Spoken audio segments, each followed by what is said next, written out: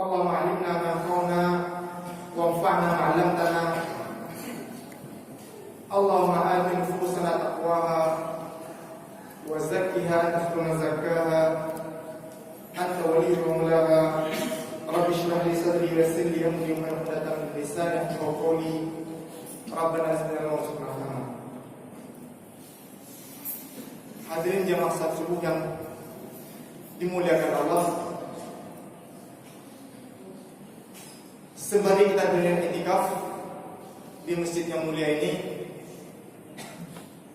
hal pertama yang saya ucapkan adalah anuhibbukum fillah, dan karena rasa cinta bersama, karena Allah lah kita dipertemukan pada subuh yang berbahagia ini. Dan alhamdulillah pula kita telah menunaikan salat subuh berjamaah, dan berjamaah ini merupakan sebuah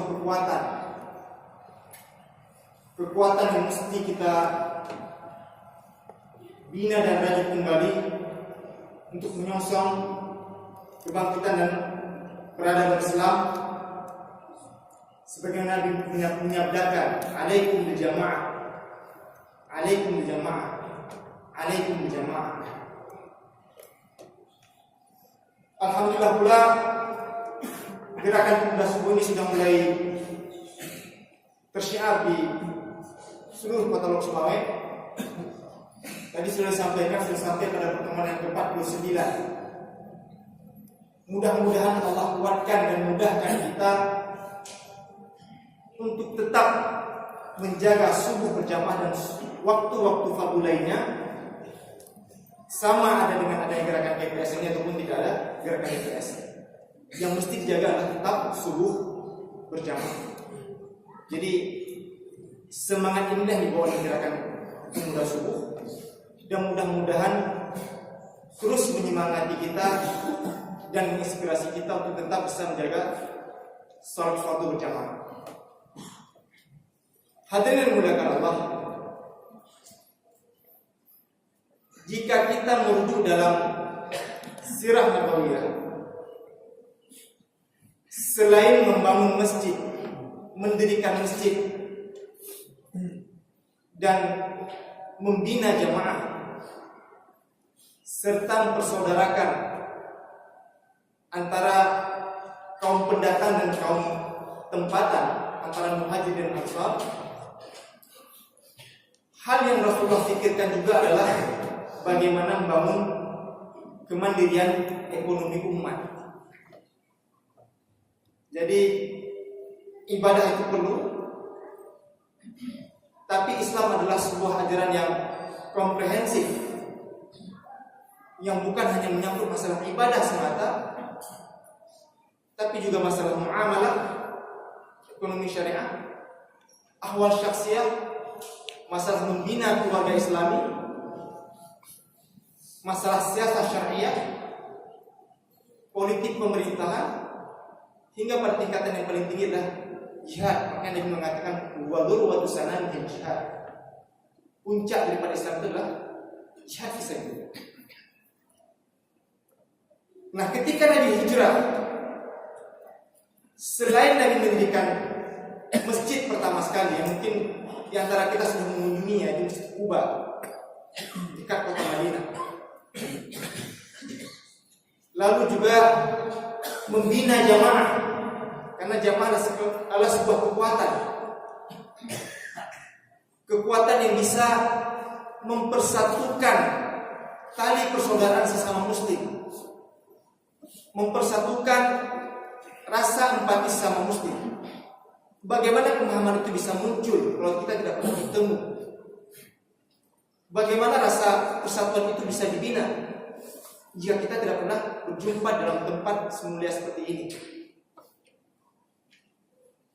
Selain hal itu, Nabi juga membina sebuah hal yang sangat penting, kemandirian ekonomi umat. Dan ini tampak dalam sebuah kisah ketika Nabi mempersaudarakan antara seorang muhajirin bernama Abdurrahman bin Auf dan seorang ansar, saudagar kaya bernama Sa'ad bin Rabi'.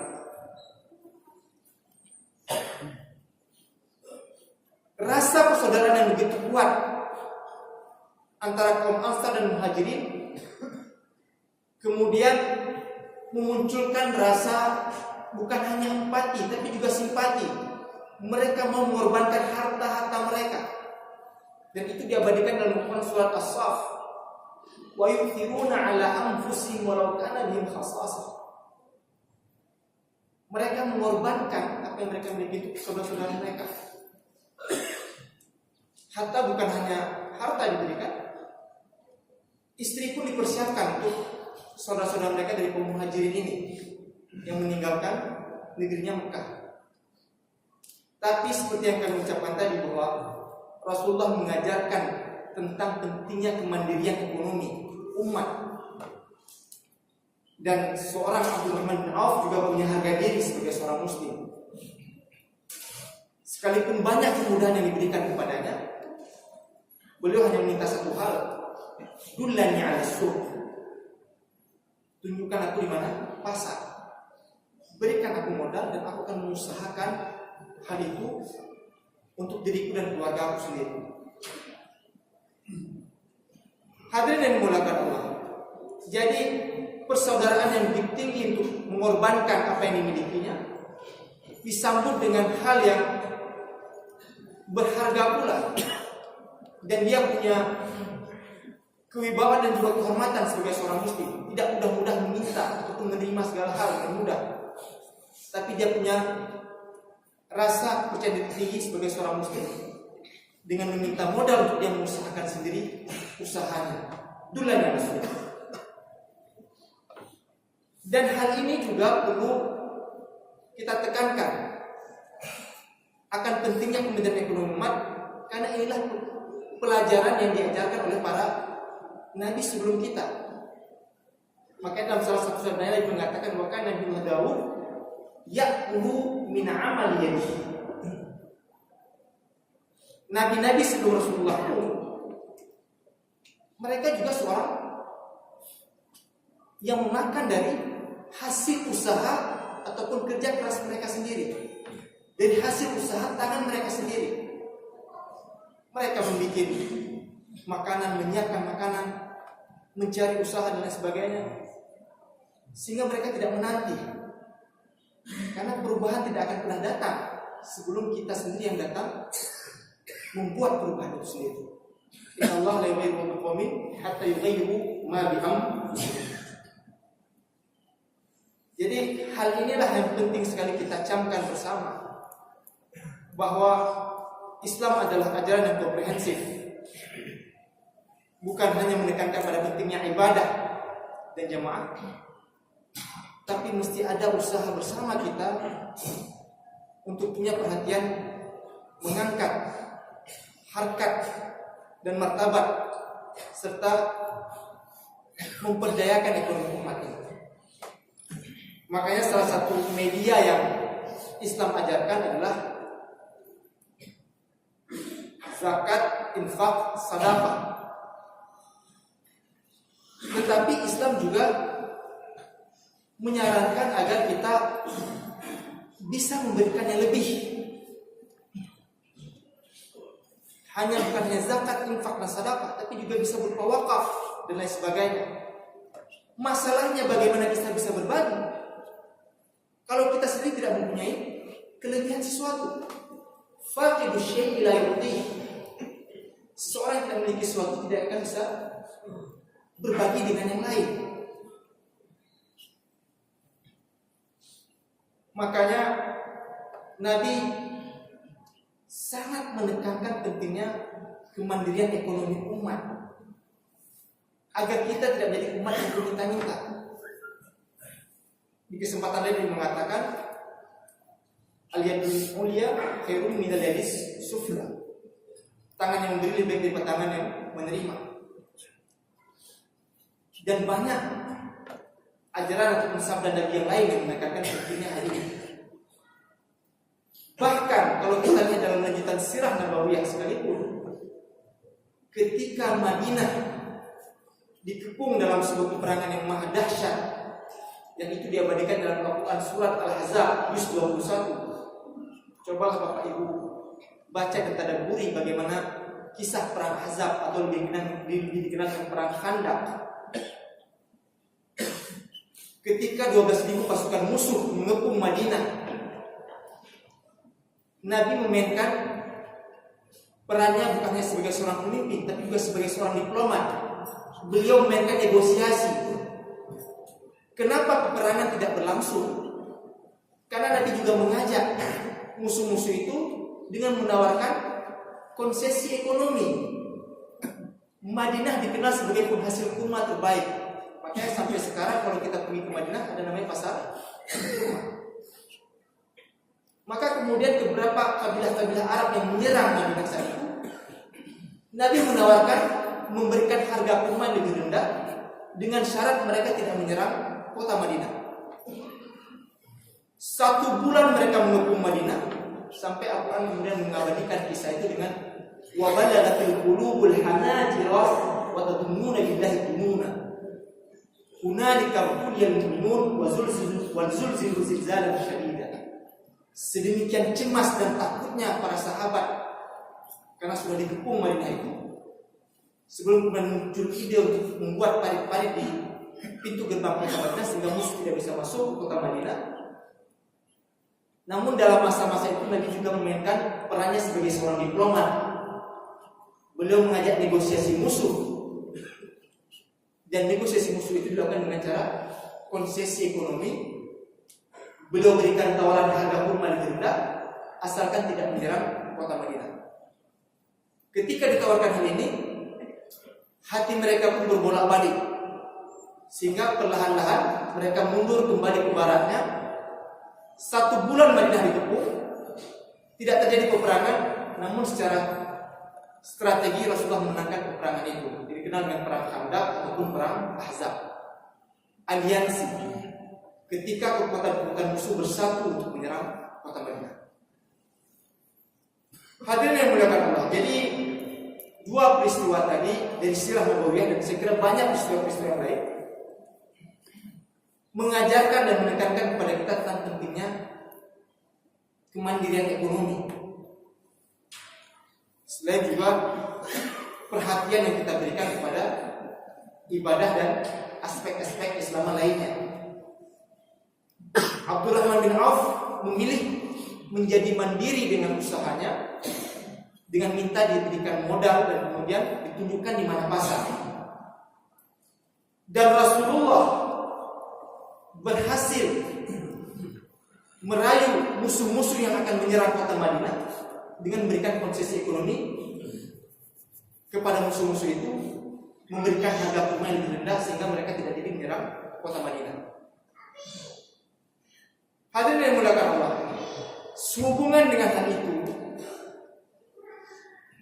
melihat kondisi kita saat ini, banyak kalangan mengatakan bahwa abad ke-15 ini merupakan abad kebangkitan Islam.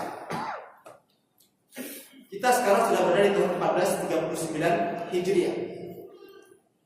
Berarti ada sekitar lebih kurang 60 tahun lagi insyaallah, jika tidak ada orang bintang, mudah-mudahan ini menjadi sebagaimana sabda Rasulullah bahwa umat ini akan melewati paling kurang 5 fase. Fase nubuwah yang sudah kita lewati, fase khulafaur rasyidah, para pemimpin-pemimpin yang Allah berikan petunjuk kepada mereka, dan itu juga telah kita lewati. Masa Abu Bakar, Umar, Uthman dan Ali. Lalu Rasul mengatakan kita akan melewati fase Al-Malikul Adil, para pemimpin yang menggigit. Tidak terlalu terang memang makna apa yang maksud dengan menggigit, tapi mungkin bisa kita bayangkan itu adalah pemimpin-pemimpin yang kejam terhadap kaum muslimin. Dan seterusnya akan melewati fase Al-Malikul Jabari, pemimpin-pemimpin yang otoriter, yang diktator, yang mungkin sudah ataupun tengah melanda sebagian negeri kaum muslimin sekarang ini, termasuk juga mungkin kita sekarang. Dan insya Allah di fase yang kelima, umat Islam akan kembali menyongsong kejayaannya. Namun dalam menanti menyongsong kejayaan itu tidaklah bisa kita hanya menunggu dan berpangku tangan. Mesti ada usaha yang real dari kita. Seberapapun kecil usaha itu, setiap kita mesti ada kontribusi, setiap kita mesti ada sumbangan untuk menyongsong kejayaan itu kembali. Seperti usaha kita bersama dengan menegakkan subuh berjamaah, ini bukan usaha yang paling mungkin kita lakukan sekarang ini. Subuh berjamaah, gerakan pemuda subuh berjamaah, syiar muhibah subuh. Kemudian subuh pada hari Jumat di Masjid Islamic Center. Ini merupakan momentum kebangkitan, saya kira. Usaha untuk merajut kembali simpul-simpul peradaban Islam di negeri ini, menyadarkan kembali umat tentang pentingnya berjamaah, menyadarkan kembali umat bahwa peradaban Islam itu mesti bangun kembali dengan menghidupkan masjid. Tapi satu hal juga yang perlu kita garis bawahi, bahwa seiring momentum kebangkitan umat Islam di awal abad 15 ini adalah usaha untuk menyadarkan tentang pentingnya kebangkitan ekonomi umat. Dan alhamdulillah di Indonesia sudah muncul gerakan 212. Awalnya itulah gerakan untuk menentang kebiadaban ataupun mungkin kecurangan ataupun praktek yang tidak senonoh dipraktekkan oleh mantan gubernur Jakarta. Tapi dari gerakan 212 yang diawali dengan 411 ini menjadi sebuah gerakan umat. Dan ini mesti di-manage, mesti dikelola dengan baik. Dan alhamdulillah sekarang sudah mewujud nyata dengan berusaha untuk membangkitkan ekonomi umat berupa munculnya koperasi 212. Jadi alhamdulillah di beberapa daerah termasuk di Banda Aceh saya lihat sudah ada koperasi 212. Bagaimana kita berusaha untuk dari kita menyediakan tempat, kemudian yang berbelanja oleh kita dan untuk kita bersama. Jadi kita menghidupkan pasar kaum muslimin. Memang tidak sempurna betul, tapi ini merupakan ikhtiar yang paling kecil yang mungkin kita lakukan untuk kita bisa rebut kembali ekonomi umat Islam yang sebenarnya punya potensi yang besar, sangat-sangat besar. Alhamdulillah dengan segala keterbatasan kita saat ini pun, haji dan umrah itu tidak pernah kita kekurangan jamaah. Alhamdulillah pula subuh dengan adanya gerakan-gerakan seperti ini sudah mulai bertumbuh dan mulai membesar. Maka bagaimana semangat haji umrah salat berjamaah ini juga bisa kita pindahkan dan kita tumbuhkan dalam kehidupan berekonomi. Jadi ada sebuah ungkapan yang bagus diucapkan oleh guru kami, Profesor Muhammad bin Syaitan. Beliau mengatakan, "Dha' khirsyaka fi jaybi akhika." Jadi kalau bisa kamu berbelanja, harta